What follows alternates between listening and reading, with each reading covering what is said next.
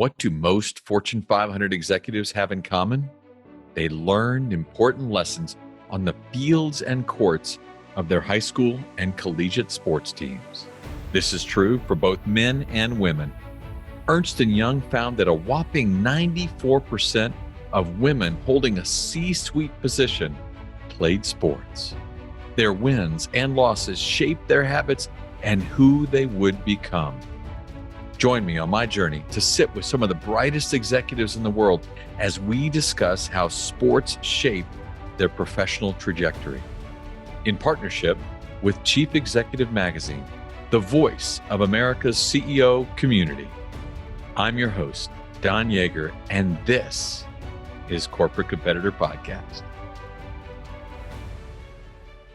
With me for today's episode is author and speaker Ryan Leake. Ryan is joining us for this Thanksgiving special edition because he is thankful for something that you might not hear anywhere else this holiday season. He is thankful for failure. His life story, told in his book, Chasing Failure, is centered around how basketball shaped his life. And today he is here to ask you the question, what has fear ultimately cost you, your team, or your organization? Ryan has been featured on the Today Show, Good Morning America, and now we are bringing his lessons on being the CEO of your own development to you. And remember, go to corporatecompetitorpodcast.com/122 or click the link in our show notes to download the fill-in-the-blank notes and reflection questions for today's episode. Hey, how you doing? Good. How was your weekend? Good. How the kids? Good. How was the game? Good.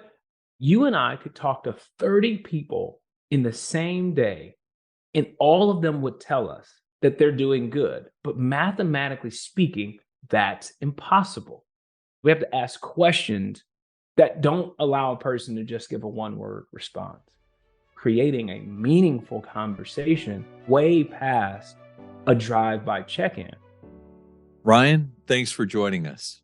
It is my absolute pleasure. It is the week of Thanksgiving. Yeah. So I wanted to start off by asking, what are you thankful for today? I am thankful for my wife.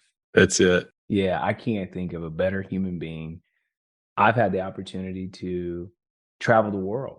She gets to come with me at times. Sometimes our kids get to join us. I think a lot of people think that requires a lot of me, but it really requires a lot of her. Right. When we were dating, I overheard her tell a friend that she thought it would be cool to get engaged and married on the same day. I had absolutely no idea what that meant. So I guessed and began planning our wedding behind her back over the course of 2 years. June 7th, 2013, I get down on one knee. I say, Amanda, will you marry me? She said, yes. I said, just kidding. Will you marry me today? We open up a lounge room door, and about 85 of our family and friends are standing in there with the sign that says today. And we whisk her away to get a dress, hairstylist, makeup artist, everything that you would need to get engaged and married on the same day. We were engaged for a very long time, a solid 11 hours, filmed the whole thing. Well, it's got a lot of views on YouTube. Yeah, so it's got about 1.5 million views. And we got to go on a couple of different TV shows. One of those shows was the Queen Latifah show. On the Queen Latifah show, my wife and Queen Latifah surprised me by getting me connected with the late, great Kobe Bryant. Oh my gosh. Kobe Bryant comes on the screen, says, hey, Ryan, I pee on Queen Latifah's couch. Like, I lose my mind. I'm like, oh my gosh, I cannot believe this is happening. And he invited me out to Staples Center to just come hang out with him and the Lakers. And it was an opportunity of a lifetime. Wow. So today, person that comes to mind immediately is my beautiful wife, Amanda Roman Leake. I like that. So you grew up in Rockford, Illinois, just outside of Chicago. You were a pastor's kid. That's right. We share that in common. Yep. And I know basketball was your sport. After playing in high school and in college, you had the dream to play in the NBA. Yeah. Everybody that's ever hoisted a half-court shot has some version of that dream. And ultimately, that led you to try out for the Phoenix Suns. Yeah. Being somebody that played basketball in high school, was an All-American at a D3-ish school at North Central University in Minneapolis, Minnesota. I never pursued the pros. While I was good at basketball in college, I immediately started pursuing my career in business and in speaking. But I would go to NBA games and be like, he should have gone left. He should have gone right. Let him shoot. Don't let him go backdoor. I had this idea in my mind that I could do their job better than they could. I couldn't, but I had actually never tried. So when thinking about getting ready to meet Kobe Bryant, I thought, man, Ryan, you never really went for it. This is your moment. You need to go for it. I started preparing to be in the NBA in some way, shape, or form. And a friend of mine got cut from the Chicago Bulls, comes back to Dallas, and we're working out together. I'm 6'3", 205. He's 6'5", 245. And he beats me every single time by about 5 points. If the Bulls just cut him, and he's really good, there's no way any team is going to give me a shot. So I gave up. That was the moment where I had an epiphany that I was giving up on a dream that I wasn't willing to actually try. It's like giving yourself a failing grade on a test you refuse to take. I started a second documentary called Chasing Failure, where I asked people to question, what would you do if you knew you couldn't fail? Me and Kobe talked about this documentary, and I told him, hey, I'm going to be in the NBA. And he's like, yeah, do it. And I was like, Kobe, wrong answer. You're supposed to tell me how hard it is. You're supposed to tell me about 4 a.m. workouts. You're supposed to tell me about all of the reasons why I shouldn't go for it. Instead, he stuck with the Nike slogan and just said, just do it. Do it. So I just started reaching out to NBA teams. I found their public relations emails on the internet and just started pitching them one by one. Hey, you got fans all across the city that are afraid to fail. I don't think that they should be. Imagine if we could take their dreams off the shelf together. Imagine if you believed in this message enough to give a complete stranger an opportunity to work out for your basketball team. I'll probably fail. But what if I don't? There's only one way for you and I to find out, and that's for you to let me try. I'm 6'3", 205 pounds and looking for failure. Sincerely, Ryan Bleak. How about that as a closing line for your email? I was just trying to get their attention. The Celtics said no, but great story. It's just not for us. Did the Boston Celtics just email me back? This is amazing. I'm going to do a documentary about being told no by all 30 NBA teams, and it's going to be amazing. I got so courageous about reaching out to every single NBA team, and I thought the math is on my side. Surely I'm going to get a response from one of the 30 that's going to surprise me. And sure enough, the Phoenix Suns, which was about my 5th email, said, hey, Ryan, we love this idea. Come on Monday. Like this Monday? They're like, yeah, bring your camera crew. I ain't had no camera crew, like I had a homie from the church named Chuck. Chuck, let's go to Phoenix. He's like, for what? Dude, I don't have time to explain it to you, but it's going to be awesome. And I got a 2-day workout with the Phoenix Suns. Boy. Anytime I step into an organization, I hear this phrase, that's just not us, or we just don't do that here. Right. Yes, NBA teams don't give workouts to motivational speakers from convincing emails. That's not how it works. However, sometimes they make an exception. And you'll never know if you're an exception to a rule unless you're willing to send a scary email. Send the scary email. What's the worst that can happen? They say no, or they just don't respond at all. There are some teams I just never heard from. I encourage people day in and day out in my career to just go for things and reach out to people that they think are unreachable or ungettable or unapproachable. You never know what can happen. You didn't send them a completely one-sided email. There was something in it for them. Absolutely. They have a bunch of their fans who are going to, as you said, be able to take their dreams off the shelf. Absolutely. They'd be part of an organizational outreach. It's not just giving a motivational speaker an opportunity to do that. You added value to them. Absolutely. And that's the name of the game of everything we do with our company is we're always just looking for ways to add value to other people. Every single person that you're engaging with, especially in business, they're asking the question, well, what's in it for me? We have to be answering that question for them to say, hey, this is something that I think is going to take your life and your career to another level.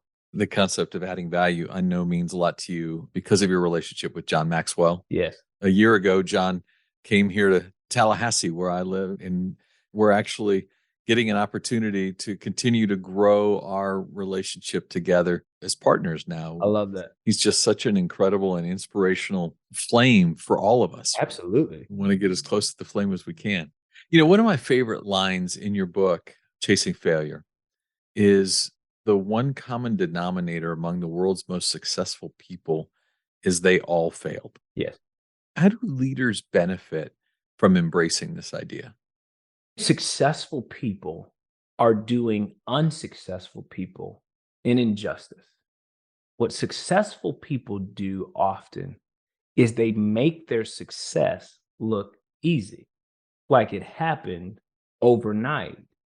Being somebody that talks about failure quite often, I have to go out of my way to create content and make videos about my failures just to prove to people that my whole life is not highlights. If you follow me on social media, it can simply look like I'm being flown around the world nonstop and constantly being asked to speak, and that my life is just full of standing ovations.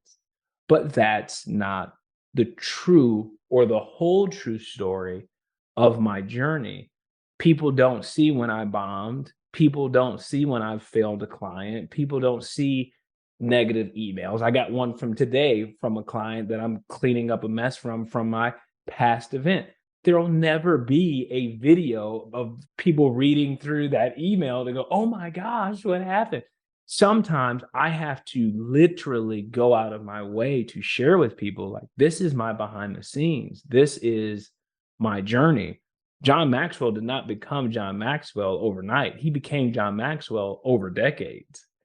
There are times where you can look at a best-selling author, you can look at somebody's podcast that's doing really well, you can look at somebody else's YouTube channel, you can look at somebody's social following, and just come to the conclusion that they are crushing it, and that's the only narrative they've ever had in their entire life. People don't always get to see that behind the scenes, and having had an opportunity to work with professional athletes, C-suite executives, Fortune 500 leaders, you start to realize, wait a minute, behind the scenes of their actual life and career are some setbacks, some angry customers, some challenges, some recessions that they led through, some people that they had to fire, some family members that they had to fire that they're no longer on speaking terms with. There are so many different narratives in there behind the scenes that I wanted to let people know. Whoever it is that you're reading about, whoever it is that you're following, whoever it is that you're listening to, guess what they have behind the scenes? A headache that they never post about. Whatever your headache is right now, be encouraged that you have one. You are now in company with a lot of successful people. So true. It's funny. Just even last evening, I was driving. I had my son in the car. We were talking. He loves to ask me questions all the time. He's a great questioner. And he said, is there a common theme? What do you think is the thing that you really love to kind of dig into? And it is that. It's named for me that moment when the circumstances were reasonably dire, or whatever they might have been. And for some people, legitimately dire. And you found that moment of overcome. It's in those stories that you find out who people really are. And it's in those stories when you find out who you really are. Absolutely. How, as a leader, would you get others to embrace their own failures? It has to be modeled. You have to be willing to admit your own and go first. If it's not modeled, they feel like they have something to lose because most leaders think that they have something to lose if they share their shortcomings or if they share their faults. Most leaders believe if I share my shortcomings, if I share some of my failures, if I share where I actually made some of the mistakes, well, then I might be less followable. I might be less respected. But I actually believe the opposite is true. when we can own our mistakes, people actually respect us more because they realize that they're working or following somebody that can admit when they're wrong. On the opposite end, we've all worked with somebody or worked for somebody who was wrong, and there was nothing you could do to get them to admit that they were wrong. How did we feel about that leader the more we worked with them? We lost respect for them the longer they couldn't admit their mistakes. But when someone admits a mistake, we don't lose respect for them. We go, you know what? They were able to own it. And I love that phrase. That is my 2022 phrase of the year. It is, I'll own that. Hey, that's on me. I just mentioned to you, I had a client reach out today that was unhappy with some of the logistics that came with an event that we did. They said, hey, you crushed the event, but leading up to that, working with some of your people, it was not good. So you know what I had to do today? I called and I said, hey, I apologize for some people on my team, and I'll own that because they work for me. I own that. I apologize. And you know what they said? They said, you know what? That just speaks volumes of who you are as a person. Thank you for picking up the phone and making that phone call. I could have thrown my team under the bus and said, I don't know what they were doing. That wasn't me. That wasn't my fault. But no, it's like, I'm the leader, and people resonate with that. One of my friends says it best. People admire perfection from a distance, but they can't relate to it. As leaders, sometimes we are trying to hold up a specific image of perfection, but I don't think perfection is the goal. Connection is the goal. We connect to people by being relatable and actually sharing some of our shortcomings and some of our weaknesses and challenges. That's the level playing field for all of us. That's where we all can really connect. I love it. Absolutely. So true. In business, you encourage leaders to foster that failure friendly environment. People feel like they have the flexibility, the authority, the opportunity to bring new ideas without the fear of backlash. What advice would you give to our listeners on how to create that environment? When somebody drops a ball, the environment is created right there in that moment. You have to look at the last person that made what is a somewhat team-wide mistake. Team-wide mistake. I want you to think about the last one and then consider, how did I respond to that? Use that to prepare for the next one. The next time someone is going to drop a ball this holiday season, somebody's going to drop a ball. That's called business. Okay. That's called life. When somebody drops a ball, how you respond to that is going to send a message to the rest of the team about how failure friendly that environment truly is or is not. Every single week, leaders will send out messages to the company that says, we value innovation. We want you to bring new ideas to the table. We want you to try stuff. That's got to be proven, not written on your website, not printed on a pamphlet that says, here are our 5 values. That's like somebody saying, oh, we value diversity. Well, that will actually be proven, not written. You actually have to have an example of somebody that has dropped a ball and was either given grace or given correction. And before you correct, you have to build trust. If there's not trust there, it's going to be very difficult to do. I was working with a Fortune 500 company. There were 2 people that were up for a position, and one guy was Black, one guy was white. The white guy got the job. The Black guy took it a little personal and just said, well, is it because I'm Black? When you are a minority, those conversations are going in your head. Right. The VP goes to the Black guy and says, hey, can we have an honest conversation about your interview? Yeah. I'm going to tell you why we selected the other guy. He said, he's been here about 10 years longer than you. He can lead at a higher level because his language is at a higher level because he's simply been in our environment for that long. So he was more ready than you were. You actually have better numbers than he does. You're really good. But at this point, you don't actually speak the language that this level of leadership requires. Can you come up under my wing for a year so I can teach you the language so that the next time that you're up for a position, you are ready to step into that role? Mm. That's how it should be done. He was very honest with him. He didn't leave him in the dark. He didn't make it about race. Not everybody can handle that conversation. You can do that when you've built trust. What that VP had done well was he had built trust with both candidates to be able to speak candidly to them. Sometimes, if you're just speaking from a leadership position to just say, hey, I'm just going to correct you because I'm in charge. Well, guess what? That's probably not going to go well with you. John's talked about before, there are trust buckets. Mhm. You want to be making those trust deposits all the time Right. because then you have a nice foundation to be able to have these conversations. And now you know my heart. You know I'm for you. This isn't about my ego. This isn't about lording something over you.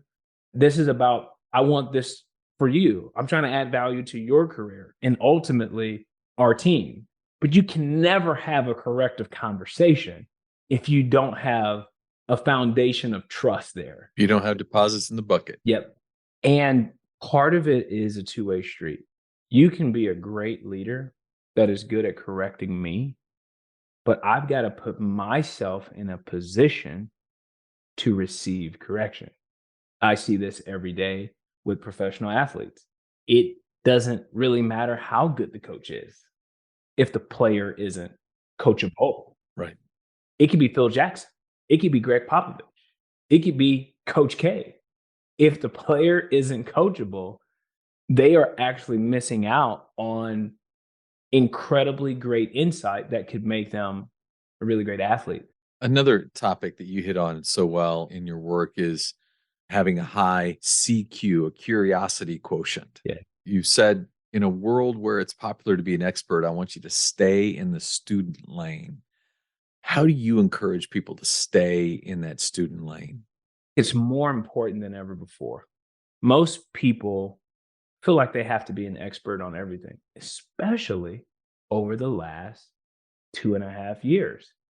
People that sell ice cream became science experts and medical experts and political experts.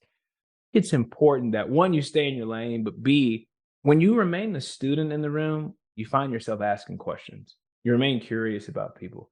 Hey, I think it could be this way, but man, how is it in this organization? I don't want to assume it's this way with your team. I don't want to assume it's this way in your part of the country. I want to remain curious.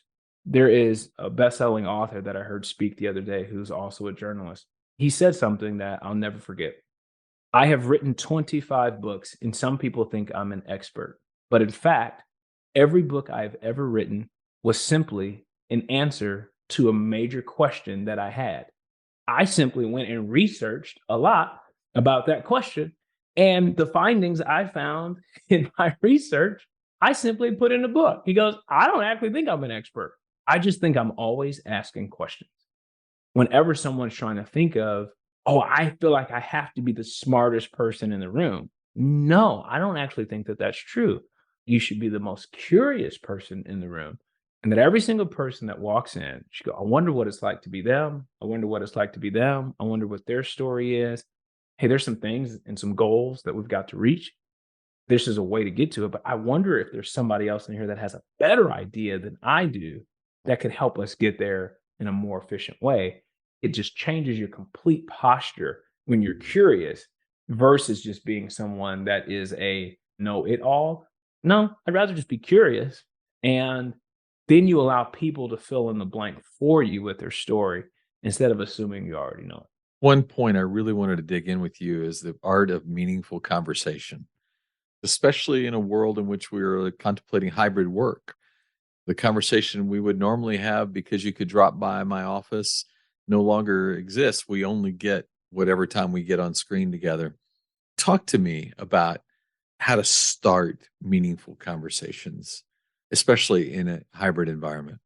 For a lot of us, we find ourselves in what I like to call drive-by check-ins. I'm going to check in with you on the fly. Hey, how you doing? Good. How was your weekend? Good. How the kids? Good. How was the game? Good. Everything's good. It's interesting. You and I could talk to 30 people in the same day, and all of them would tell us that they're doing good. But mathematically speaking, that's impossible. Who is actually going to be honest about a very simple question? Hey, how you doing? Who responds with getting a divorce? You? About to file bankruptcy. How's your life? Like nobody says that. We have to ask questions that don't allow a person to just give a one-word response. Hey, what was the best part of your week? What's the biggest challenge over the last month at your job? Hey, what scares you about 2023? You are actually now creating a meaningful conversation and you're way past a drive-by check-in. Sometimes it means you're just asking them how they're doing twice. Because if I ask you how you're doing, good. Hey, how you really doing? The first time I ask you how you're doing, you might say good so fast that you didn't even think about the actual answer to the question. You weren't even sure you heard the question complete. We're programmed. Good. We are consistently giving each other a social get out of caring free card. Because if I were to tell you how I'm actually doing, that might mean we have to take the conversation a different direction. And we don't want to be a burden to other people as leaders. We should be the kind of people that go, hey, how you really doing? Because what breaks my heart the most is when a friend tells me they're getting a divorce. And the typical response that we have for friends that are getting a divorce is the phrase, I didn't know. I didn't know you guys were having trouble. The reason we didn't know Ask. is because we didn't ask. If we did ask, we didn't ask in a way that prompted the candorous conversation. 100%. Try to create meaningful conversations to say, hey, if things are going bad at home, I just want you to know that you at least had the space to tell me. Whatever it is that we were doing, heaven forbid, we work with someone 60 hours a week and can't even tell you how in the world they're actually doing. That's bad math all around. Yes, I get that we've got goals, we got stuff to do. It's work, it's not a therapy session. However, to create some meaningful conversations, there should be 10, 15 minutes where things do get a little personal. As leaders, we have to invest in the people that we're leading. And if we're going to build trust, at some point, it does have to get a little personal to just say, hey, I want to make sure that things are in balance for your life. And if there's anything that we can be doing to lighten your load or help you be more fulfilled or do more meaningful work, man, hey, I'd like to know that. I don't want to find out when you've left. I don't want to find out once you're burnt out. I don't want to find out after the house is already burned down when we could have smelled smoke and we could have put out the fire. Asking those kinds of questions that don't allow for that one word answer. We're always looking for is employee engagement, trying to get employees to be a partner with you in something bigger than themselves. Right. When you can ask those deeper questions, you begin the relationship that will keep them from leaving when somebody offers them $1 more. Absolutely. People ask me all the time, is there an ROI in these kinds of discussions? Well, yeah, there is. Huge. It's hard to quantify. If you kept that employee from leaving just by simply being engaged, by creating the moments that allow them to be special is really great.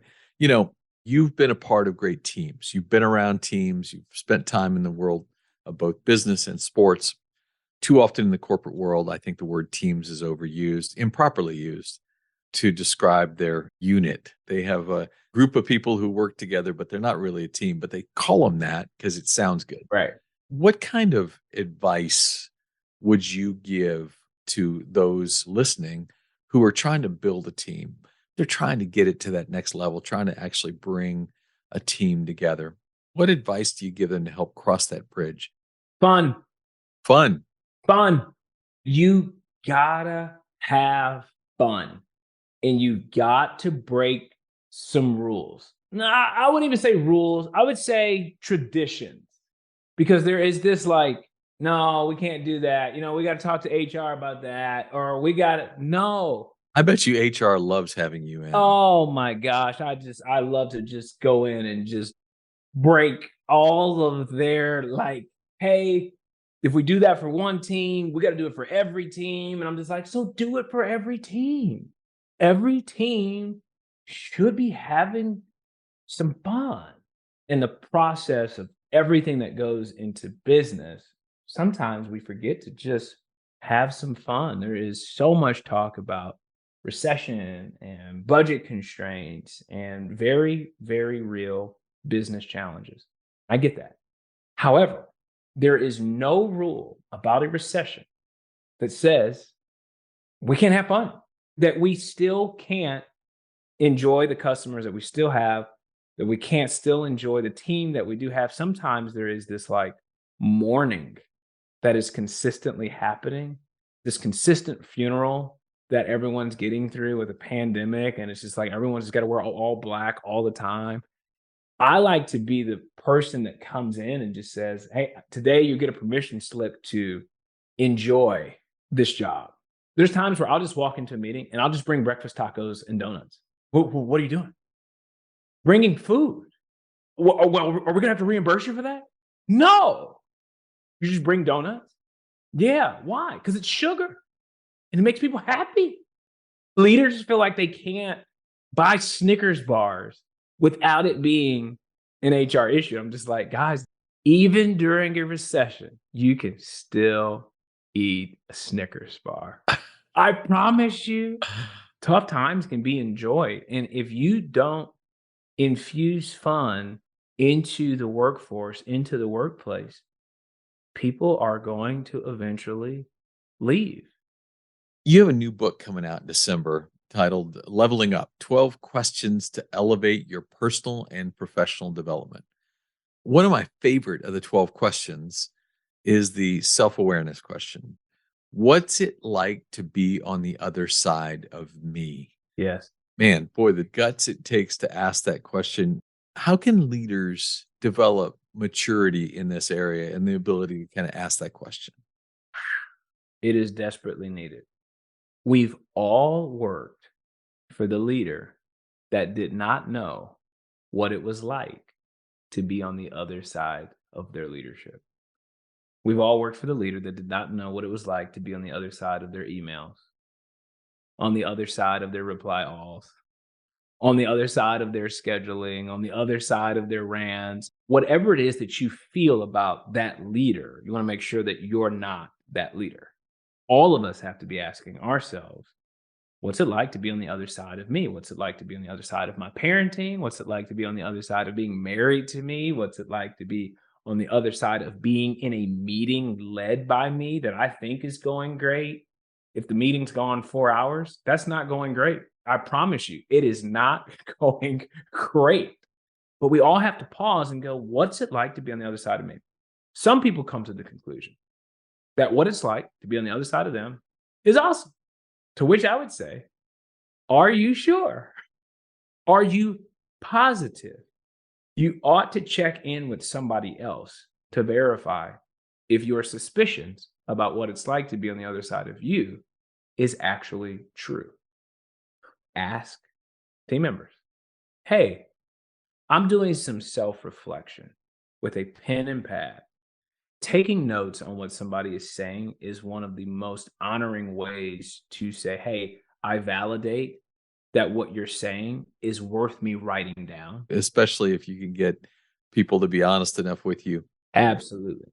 It's very important that when you ask someone, hey, what's it like to be on the other side of me? That you are genuinely taking notes.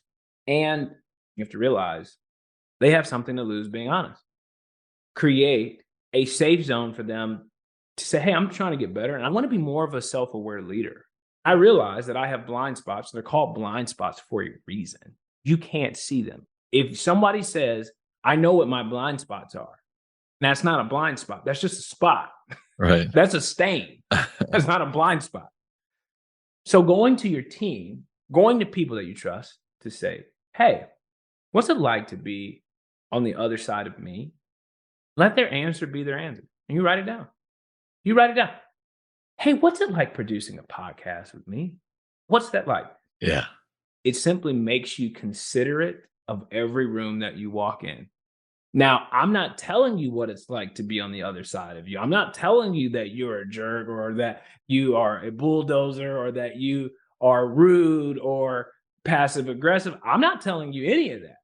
I'm giving you a question that could help you become a better leader if you're considerate in every room. If every leader is asking themselves that question, they're immediately going to be a better leader tomorrow. I firmly believe that. No question. We call them 12 loaded questions because those questions lead to other questions. Right. Working with me has its perks. Woo! Working with me has its perks. Baby, listen, we get to go to the NBA game. I get to sit courtside. Might fly first class. Go stay at a nice hotel. This is great. Of course, it's awesome working with me. That's not the whole story. Do you want to know what it's like being on the other side of working for Ryan Leake? Exhausting. Because I never stop. I have to come to grips with that. I am very spontaneous. I have spontaneous creativity. I come up with ideas on the fly and then want to pull them off tomorrow. People ask me when projects are needed. My favorite response is yesterday. That's when I needed it. So people always feel like they're behind with me. These are things that I've had to realize asking this very question of going, what's it like to be on the other side of me? Sometimes I'm moving at a pace that isn't conducive for the rest of the team. Man, it's hard. What's it like to travel with me? I have airports memorized. I know where everything is. Most people in airports are confused. They're looking at signage. They're looking all around. I'm like, yeah, the gate's over here. Like, I know where every restaurant is. I know where the bathrooms are. I know how to get through TSA pre-check really fast. People that travel with me, they're always like, dude, can you just slow down? Sometimes a leader thinks, well, then I need a team that can keep up. That's not great leadership. Great leadership starts with going, okay, I need to make sure that my team understands my pace, but that I also understand theirs and that I'm respectful of that and that I make decisions according to that. It starts by taking a hard look in the mirror and coming to grips with the fact that the answer may not be glorious for me. It may not go in my favor. And in fact, there may be some things, some landmines that people are just dancing around because I'm the boss. Boy, you have to be ready to discuss and even address those landmines. You know, Ryan, if one of the ways that you honor someone is that you take a lot of notes, you should know that I've got several pages here already just from this I conversation. appreciate that. I appreciate So that. grateful. Many of these notes actually will be in a bonus resource that we'll have on the podcast page here and on the Maxwell podcast page. That's great. So I want to make sure that everybody knows A, how to reach you, and B, how to get your new book. Yes. The release date is December 6th. So just here in a couple of weeks, it's called Leveling Up 12 Questions to Elevate Your Personal and Professional Development. These questions are what I like to call loaded questions. They are derived from my executive coaching practice. And I realized working with leaders that people did not need me to tell them what to do. They did not need answers.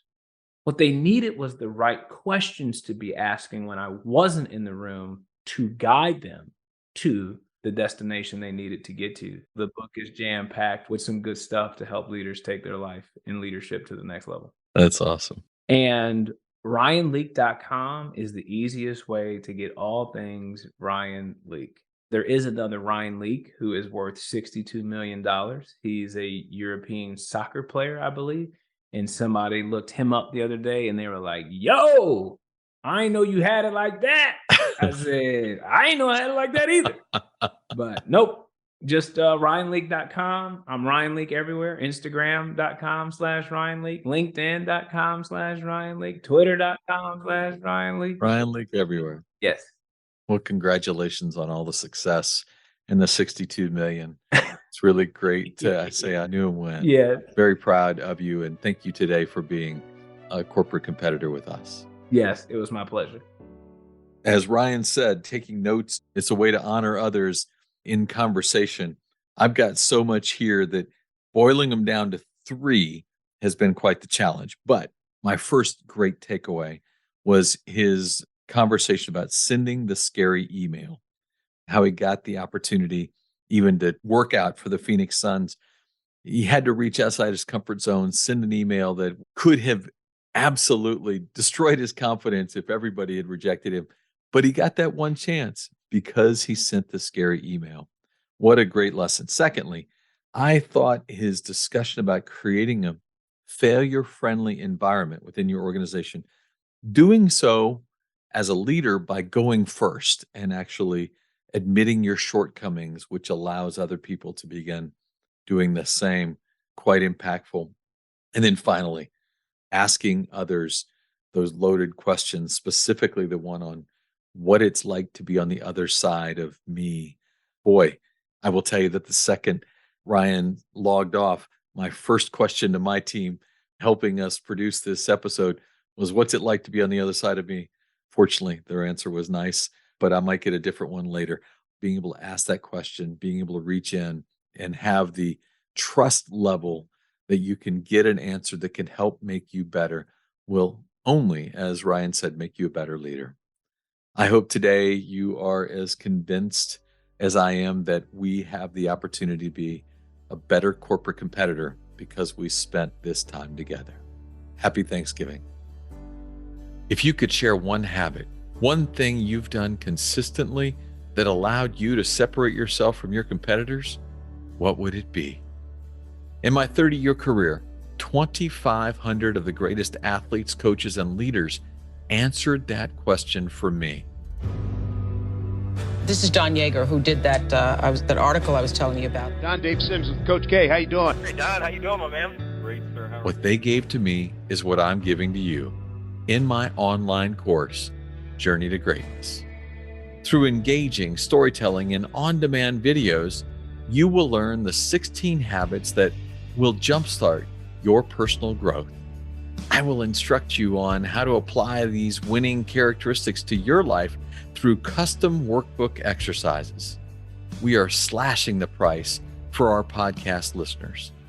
Lifetime access to Journey to Greatness is normally $399, but for our podcast listeners, it will be $49 with the code podcast at checkout. Click the banner on corporatecompetitorpodcast.com to enroll. Thanks for listening to the show. I would be so grateful if you left us a rating and a review. We will be rolling out a new episode every Wednesday. To be the first to listen, subscribe to the podcast on our website, corporatecompetitorpodcast.com. Plus, as a thank you gift, you will receive a free chapter from one of my best-selling books on the habits of high-performing teams. Stay in touch by connecting with me on social media at Don Yeager, Yaeger, on Twitter, Facebook, Instagram, and LinkedIn. Until next week, I appreciate you.